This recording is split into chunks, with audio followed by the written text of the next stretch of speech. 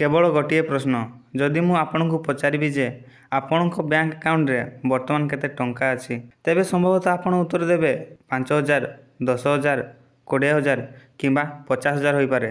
କିନ୍ତୁ ଅସଲ ପ୍ରଶ୍ନ ଏହା ନୁହେଁ। ଅସଲ ପ୍ରଶ୍ନ ହେଉଛି, ପ୍ରଥମ 1 ଲକ୍ଷ କମାଇବା ଏତେ କଠିନ ଲାଗେ କାହିଁକି? କାହିଁକି ଦୁନିଆରେ କୋଟି କୋଟି ଲୋକ ସମ୍ପୂର୍ଣ୍ଣ ଜୀବନ ପରିଶ୍ରମ କରନ୍ତି କିନ୍ତୁ 1 ଲକ୍ଷ ଟଙ୍କା ସଞ୍ଚୟ କରିପାରନ୍ତି ନାହିଁ? ଯେତେବେଳେ କିଛି ଲୋକ 1 ଲକ୍ଷ ପରେ 10 ଲକ୍ଷ, 10 ଲକ୍ଷ ପରେ 1 କୋଟି ଏବଂ ତାପରେ କୋଟି କୋଟି ଟଙ୍କା କମାଇବାକୁ ଲାଗନ୍ତି, ସେମାନଙ୍କ ପାଖରେ କିଛି ଗୁପ୍ତ ରହସ୍ୟ ଥାଏ କି? ନା, ସେମାନେ ଏମିତି କିଛି ଜାଣନ୍ତି ଯାହା ସାଧାରଣ ଲୋକ ଜାଣନ୍ତି ନାହିଁ।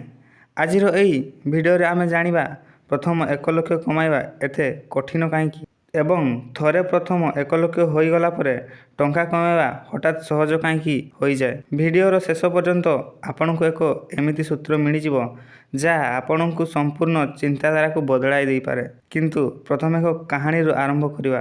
ଏକ ଛୋଟ ଗାଁରେ ରହୁଥିଲା ରାଜ। ପ୍ରତି ମାସ 15,000 ଟଙ୍କା କମାଉଥିଲା। ତାର ସ୍ୱପ୍ନ ବଡ଼ ଥିଲା କିନ୍ତୁ ତାର ଜେବ ବହୁତ ଛୋଟ ଥିଲା। ମାସର ଆରମ୍ଭରେ ଦରମା ଆସୁଥିଲା ଏବଂ ମାସର ଶେଷ ପର୍ଯ୍ୟନ୍ତ ପ୍ରାୟ ସବୁ କିଛି ଶେଷ ହୋଇଯାଉଥିଲା। କେବେ ମୋବାଇଲ ରିଚାର୍ଜ, କେବେ ପୋଷାକ, କେବେ ସାଙ୍ଗମାନଙ୍କ ସହ ଖର୍ଚ୍ଚ ଏବଂ କେବେ ଆସୁଥିବା ହଠାତ୍ ଖର୍ଚ୍ଚ।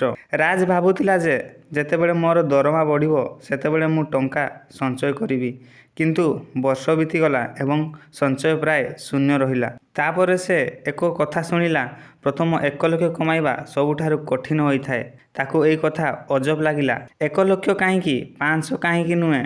5 ଲକ୍ଷ କାହିଁକି ନୁହେଁ? ସେ ଏହି ପ୍ରଶ୍ନର ଉତ୍ତର ଖୋଜିବାକୁ ଆରମ୍ଭ କଲା ଏବଂ ଯାହା ସେ ଶିଖିଲା ସେହି କଥା ଆଜି ଏହି ଭିଡ଼ିଓରେ ସବୁଠାରୁ ଗୁରୁତ୍ୱପୂର୍ଣ୍ଣ ଅଂଶ। କଳ୍ପନା କରନ୍ତୁ, ଆପଣ ଏକ ଭାରୀ ପଥରକୁ ଠେଲୁଛନ୍ତି। ଆରମ୍ଭରେ ପଥରଟି କିଛି ବି ହଲେ ନାହିଁ। ଆପଣ ସମ୍ପୂର୍ଣ୍ଣ ଶକ୍ତି ଲଗାଉଛନ୍ତି, କାମ ବଢ଼ୁଛି କିନ୍ତୁ ଫଳାଫଳ ଦେଖାଯାଉନାହିଁ। ତାପରେ ହଠାତ୍ ପଥର ଧୀରେ ଧୀରେ ଚାଲିବା ଆରମ୍ଭ କରେ। ଟଙ୍କା ମଧ୍ୟ ଠିକ୍ ଏହିପରି କାମ କରେ।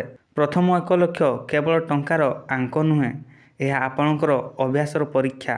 କାରଣ ପ୍ରଥମ 1 ଲକ୍ଷ କମାଇବା ପାଇଁ ଆପଣଙ୍କୁ ଶିଖିବାକୁ ପଡ଼େ। ଆୟ କିପରି ବଢ଼ାଇବେ, ଖର୍ଚ୍ଚ କିପରି ନିୟନ୍ତ୍ରଣ କରିବେ, ସଞ୍ଚୟ କିପରି କରିବେ ଏବଂ ଇନଭେଷ୍ଟ କିପରି କରିବେ। ଅଧିକାଂଶ ଲୋକ ସେଥିପାଇଁ ରହିଯାଆନ୍ତି ନାହିଁ ଯେ ସେମାନଙ୍କର କ୍ଷମତା ନାହିଁ, ସେମାନେ ସେଥିପାଇଁ ରହିଯାଆନ୍ତି କାରଣ ସେମାନଙ୍କ ପାଖରେ ଧୈର୍ଯ୍ୟ ନାହିଁ। ସେମାନଙ୍କୁ ତୁରନ୍ତ ଫଳାଫଳ ଦରକାର। କିନ୍ତୁ ଧନ ନିର୍ମାଣ ଏକ ମାରାଥନ, 100 ମିଟର ଦୌଡ଼ ନୁହେଁ। ଏହି କାରଣରୁ ପ୍ରଥମ 1 ଲକ୍ଷ ସବୁଠାରୁ କଠିନ ପଡ଼ାଉ ବୋଲି ମନାଯାଏ।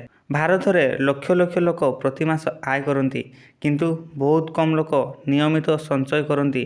ଧରନ୍ତୁ, ଗୋଟିଏ ବ୍ୟକ୍ତି ପ୍ରତି ମାସ 5,000 ସଞ୍ଚୟ କରୁଛି, 1 ବର୍ଷରେ 60,000 ଏବଂ 2 ବର୍ଷରେ 1,20,000 ଟଙ୍କା। ଅର୍ଥାତ୍ କେବଳ ସଞ୍ଚୟ ଦ୍ୱାରା ମଧ୍ୟ ପ୍ରଥମ 1 ଲକ୍ଷ ସମ୍ଭବ। କିନ୍ତୁ ଏଠାରେ ଏକ ବଡ଼ ସମସ୍ୟା ଅଛି, ସେଇଟା ହେଲା ମହଙ୍ଗାଇ। ଯଦି ଟଙ୍କା କେବଳ ବ୍ୟାଙ୍କ ଖାତାରେ ପଡ଼ି ରହେ ତେବେ ତାହାର ପ୍ରକୃତ କ୍ଷମତା ଧୀରେ ଧୀରେ କମିଯାଏ। ଏହି କାରଣରୁ ସଫଳ ଲୋକମାନେ କେବଳ ସଞ୍ଚୟ କରନ୍ତି ନାହିଁ ବରଂ ଇନଭେଷ୍ଟ ମଧ୍ୟ କରନ୍ତି। ଧରନ୍ତୁ, ଗୋଟିଏ ବ୍ୟକ୍ତି ପ୍ରତି ମାସ 5,000 ଟଙ୍କା ଇନଭେଷ୍ଟ କରୁଛି ଏବଂ ତାଙ୍କୁ ହାରାହାରି ବାର୍ଷିକ 12% ରିଟର୍ଣ୍ଣ ମିଳେ। ସମୟର ସହିତ କମ୍ପାଉଣ୍ଡିଂ ତାର ସମ୍ପତ୍ତିକୁ ଦ୍ରୁତ ଗତିରେ ବଢ଼ାଇବା ଆରମ୍ଭ କରେ।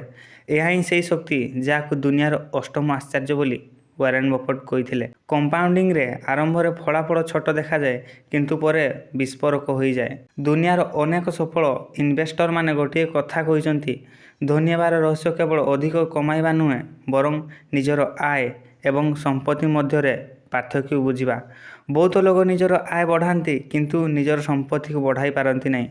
ଯେମିତି ଦରମା ବଢ଼େ ସେମିତି ଖର୍ଚ୍ଚ ମଧ୍ୟ ବଢ଼ିଯାଏ। ନୂଆ ବାଇକ୍, ନୂଆ ଫୋନ୍, ଦାମୀ ପୋଷାକ, ପୁଣି ସେହି ପୁରୁଣା ପରିସ୍ଥିତି, ସଞ୍ଚୟ ପ୍ରାୟ ଶୂନ୍ୟ। ସଫଳ ଲୋକମାନେ ଭିନ୍ନ ଭାବରେ ଚିନ୍ତା କରନ୍ତି। ସେମାନେ ପ୍ରଥମେ ଇନଭେଷ୍ଟ କରନ୍ତି, ତାପରେ ଖର୍ଚ୍ଚ କରନ୍ତି।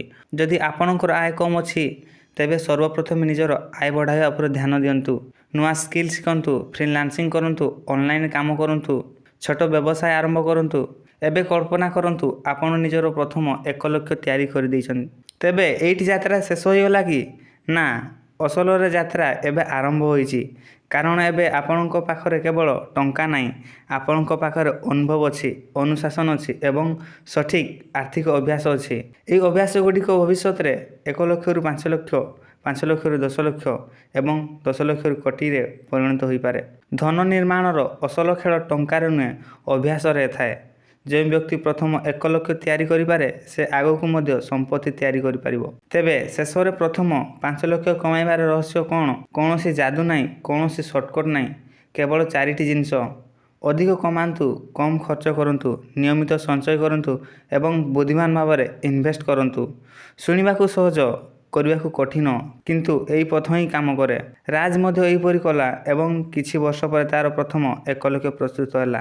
ତାପରେ ଦ୍ୱିତୀୟ, ତାପରେ ତୃତୀୟ ଏବଂ ତାପରେ ତା'ର ଆର୍ଥିକ ଜୀବନ ସମ୍ପୂର୍ଣ୍ଣ ବଦଳିଗଲା। ଏବେ ପ୍ରଶ୍ନ ଏହା ନୁହେଁ ଯେ ପ୍ରଥମ 1 ଲକ୍ଷ କମାଇ ଯାଇପାରିବ କି ନାହିଁ। ପ୍ରଶ୍ନ ହେଉଛି ଆପଣ ଏହାର ଆରମ୍ଭ କେବେଠାରୁ କରିବାକୁ ଯାଉଛନ୍ତି। ଏବଂ ପ୍ରଥମ 1 ଲକ୍ଷ ବନାଇବାର ପ୍ରଥମ ପଦକ୍ଷେପ ହେଉଛି ଆୟ ବଢ଼ାଇବା।